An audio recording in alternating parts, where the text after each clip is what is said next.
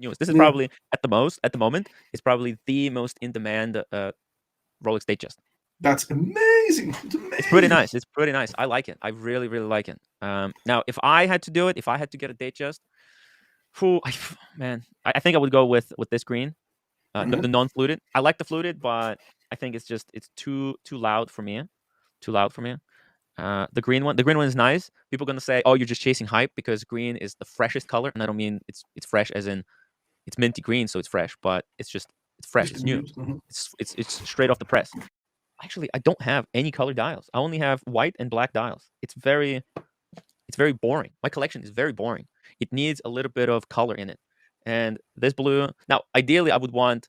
This is how I would do it. I would prefer getting a Sky Dweller, which I never will be able to get. But I would get the. Too big. It's too big. But I think it's cool. Like if you're gonna get a Sky Dweller, the blue is the best one. I think. Yeah, it is. It is by far. Yeah. So I would get that one in blue, and then the Datejust I would get in green, because you can't get the Sky Dweller in green. If they made the Sky Dweller in green, have that issue. You will never have that issue. If you ding it, it'll just collect your memories, the scratches, the dings. You hit that ceramic bezel, it's gonna crack. You're gonna have to get a replacement one. It's not the same. This is not the same. That's why, because I already have a sub. I don't need a second sub. But what they did is they got me Explorer 1, and then later that year the boutique was closing, and they were like, "Guys, Tim, you asked us for this watch, but then you took the Explorer 1 instead. We're closing down.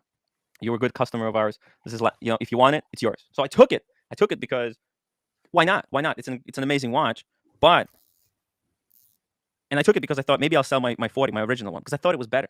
But I learned through experience. I learned that it's not better. I prefer the old model more. Difference does it make? I think. Bright Blue Comet, $2. I assume you're selling the Pepsi for something non-hype. Right. You don't like hype stuff. Unfortunately, Pepsi. There's one more hype watch that I want, but not because look, it's not because it's hyped. The 5167. That's the only it's a hype watch, but I've been chasing that watch for a long time before it exploded like this hardcore. In fact, I was in Paris wearing this watch when I saw someone wearing 5167 Patek Aquanaut live in person, and I instantly fell in love. Hey, Bright Blue. Hey, so this rebranding of Mr. Non-Hype, it's not going to work. This is my recommendation. You got to embrace the fact that you're a hype beast. You got the Panda, you got the Pepsi. You are the definition of a Rolex hype boy. You got to just run with it. You've made your decision. Bright Blue Comet, it makes me sick. It makes me sick, and I've been stewing about it for a long time. I'm glad you finally verbalized it. I can't stand these hype collectors. I can't stand these hype collectors. I'm wearing my Pepsi right now, but I got to run. All the non-biased people coming on. Wait, what happened to him? He left. That's all he wanted to say. Oh, that's all he wanted. Chastise you. Oh shit. No. Look, I have a lot of there's nothing. I love hype pieces, but I would never pay hyped prices for hype pieces. Like I wouldn't buy 5167 if it wasn't retail. First of all, I can't afford it non-retail. But second of all, I just don't believe it. And by the way, I'm actually going to be getting some probably what did the Panerai, was that the hype piece? And I also got the Speedy. Speedy's kind of hype. Oh, they became victims of their own success. Yeah. Joe 90, thank you so much for the £2 super chat. Without question, sub non-date is the best sub of them all. Yes, 100%. It's the purest form. It's the essence of Rolex. I wish that the first watch I ever bought. I was this close of getting it, the non-date, but this is what they showed me. They didn't show me a non-date. They showed me a Batman, this one, and a Hulk.